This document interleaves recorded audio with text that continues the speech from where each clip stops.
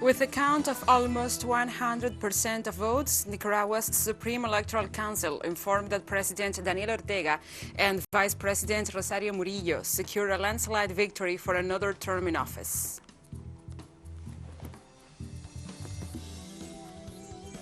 On Monday, Russian Foreign Minister Sergei Lavrov held talks in Moscow with his Venezuelan counterpart Felix Plasencia.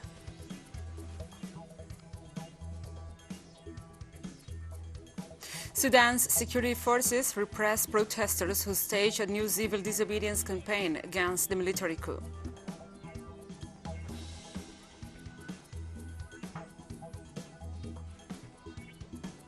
From the headquarters of Telesur English in Havana, Cuba, this is From the South. I'm your host, Gladys Quesada.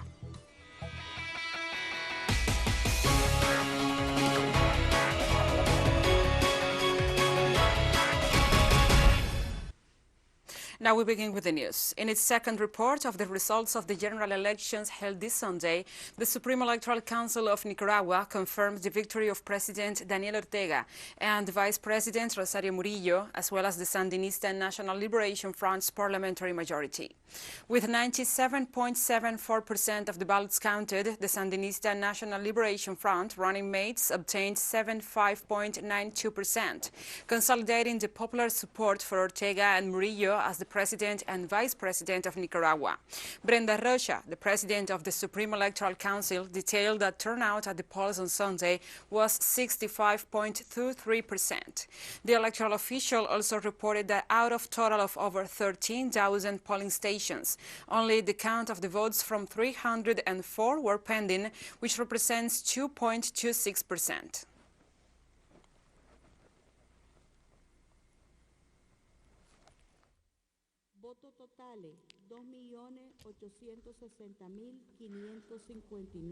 Over 2.8 million votes. Of these, 2.7 billion were valid and over 150,000 were annulled. PLC earned 382,000 votes, 14.15% of the votes. Sandinista National Liberation Front, 2.1 million votes, over 75% of the votes. Christian Way, nearly 90,000 votes, for a 3.30% of the votes. ALN, over 85,000 votes, for a 3.15%. APRE, over 48,000 votes, for a 1.78% of the votes. PLI, over 45,000 votes, for a 1.70% of the votes, with a turnout of 65.23%.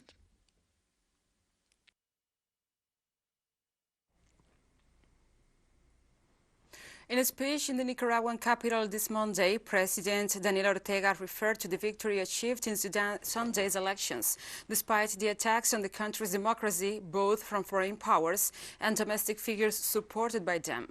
He also thanked all those who accompanied the Nicaraguan people in this democratic exercise, which consolidates peace and progress for the country.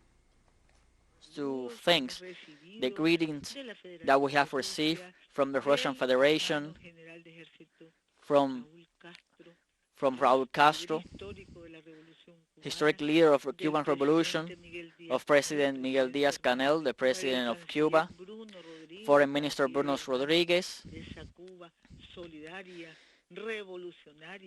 from Cuba, our brother Cuba, that revolutionary Cuba. We have also received greetings from Venezuela, from the President Maduro. He sent a message, the Foreign Minister Plasencia, the Foreign Ministry and the people of Venezuela in general, also Bolivia, the government of Bolivia, the President and former President Evo Morales, the Secretary General of ALBA, and so many more that have wrote us from all over the world, celebrating this demonstration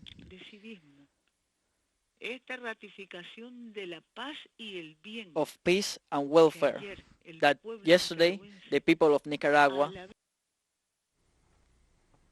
And we'll be right back after this very short break, so don't go away.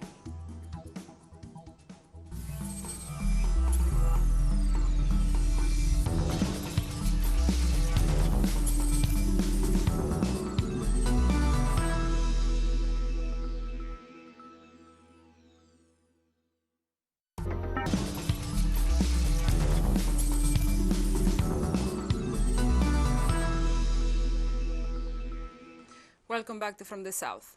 On Monday, Russian Foreign Minister Sergei Lavrov held talks in Moscow with his Venezuelan counterpart Felix Plasencia. The high-level diplomatic meeting comes after the Venezuelan Foreign Minister proposed to hold the first meeting of the groups of friends in defense of the Charter of the United Nations in Russia.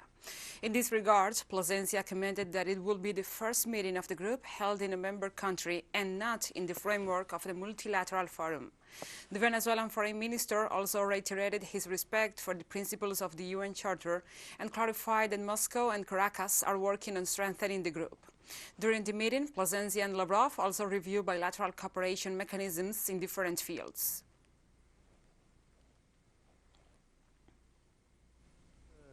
Foreign Minister Lavrov, thank you for the invitation. For me, it is an honor to be here in Moscow, representing the people of Venezuela and Nicolas Maduro's government in this important nation. As the Foreign Minister said, we have reviewed the most important aspects of our bilateral agenda that are truly paramount. Russian Foreign Minister Sergei Lavrov said that bilateral relations between Moscow and Caracas are strong, despite U.S. attempts to undermine them. Above all, we have proven that our relation is based on mutual trust, mutual gain, on stability, making it possible to answer any issue that arises. Despite different challenges, obviously in the last years, despite the risk sparked by the COVID-19 pandemic, and despite the unfriendly U.S. policies that try to prevent the development of Venezuela's economy and Venezuela's social sphere, all of these challenges, I say again, do not undermine the steady development of our strategic partnership.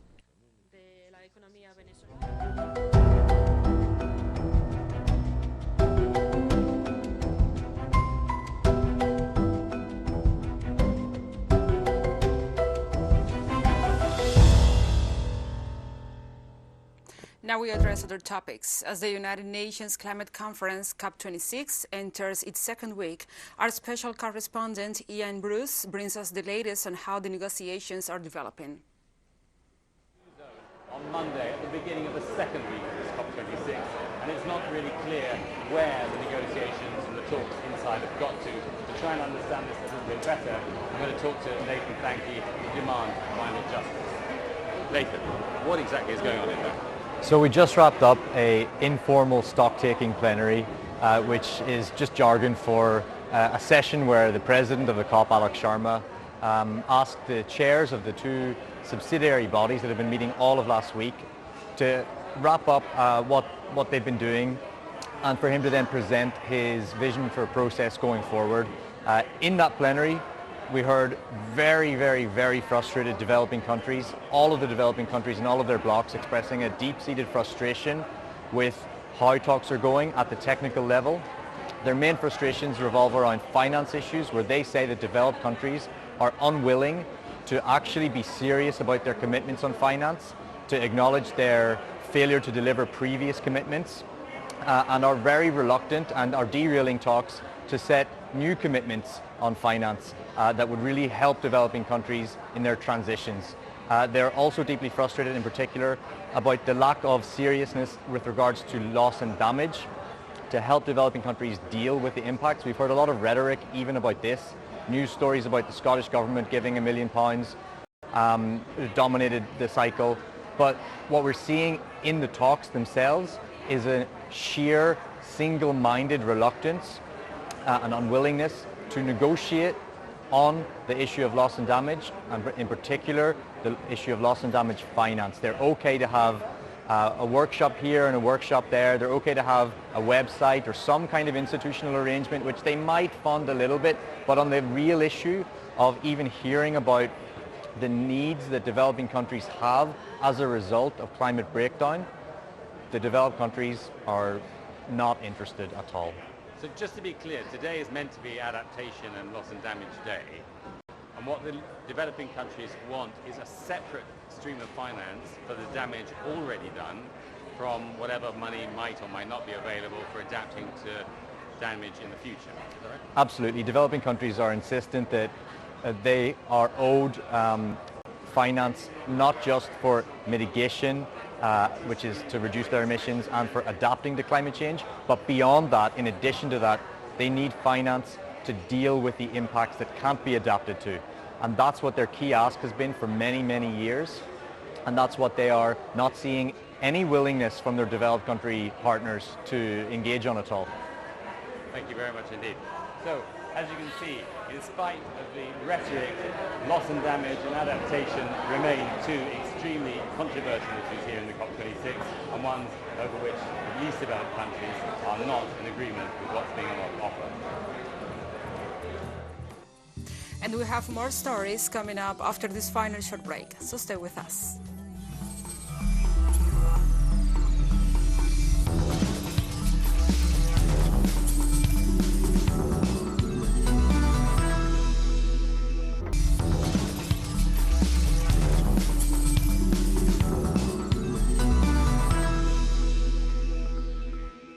Welcome back. Sudanese security forces repressed protesters on Sunday as they staged a new civil disobedience campaign against the military coup of October 25th. Summoned by civil society organizations, a group of school teachers gathered on Sunday in front of the Ministry of Education in an act referred to as a silent protest. The demonstrators demand the re-establishment to a civil government to lead the democratic transition. Security forces used tear gas to disperse the rally. According to Sudanese medical authorities, 14 people have been killed in the repression of demonstrations since the military takeover, sparking condemnation among the international community, Sudan's suspension from the African Union, and budget cuts from international aid providers.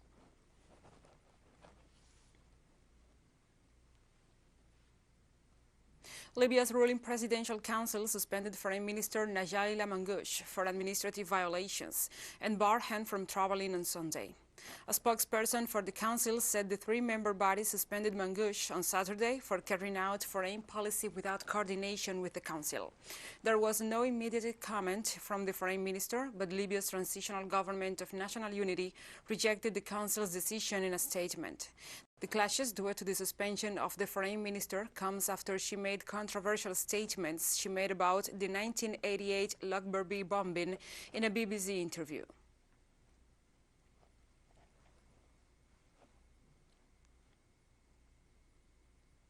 In Palestine, demonstrators filled the streets as they mobilized in solidarity with the young prisoners on hunger strike in Israeli jails, whose lives are at risk.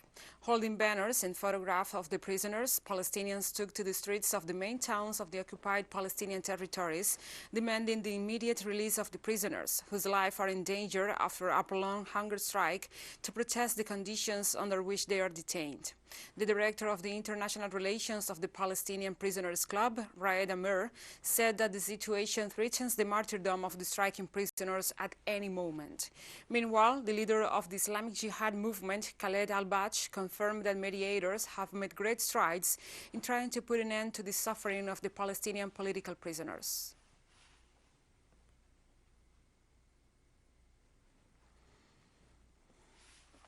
United States Army occupation forces stationed in Syria withdrew this Monday from the territory in what was the largest evacuation in recent years. According to local sources, at least 270 vehicles left the illegal base of Kibar al-Jir in the province of Saka in Syria towards northern Iraq. The caravan, made up of 150 refrigerated trucks and 120 trailers carrying armored vehicles, left Syrian territory through the illegal Al-Walid border crossing. Members of the pro-U.S. militias and terrorist groups operating in the area also accompanied the evacuation, the largest in the last few years. The United States Army has systematically supported armed groups and mercenaries opposed to the legitimate government in Damascus and has stolen the vast oil riches of eastern Syria.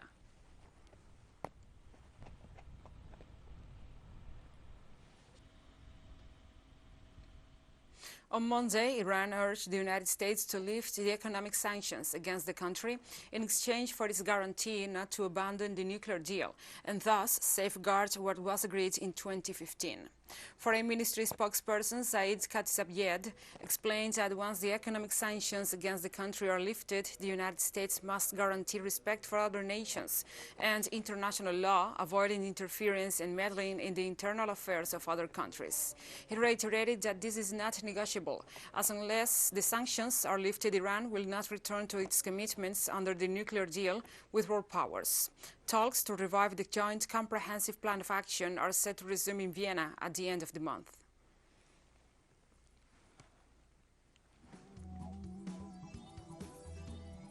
And we have come to the end of this news brief. But remember, you can find these and many other stories on our website at telesurienglish.net.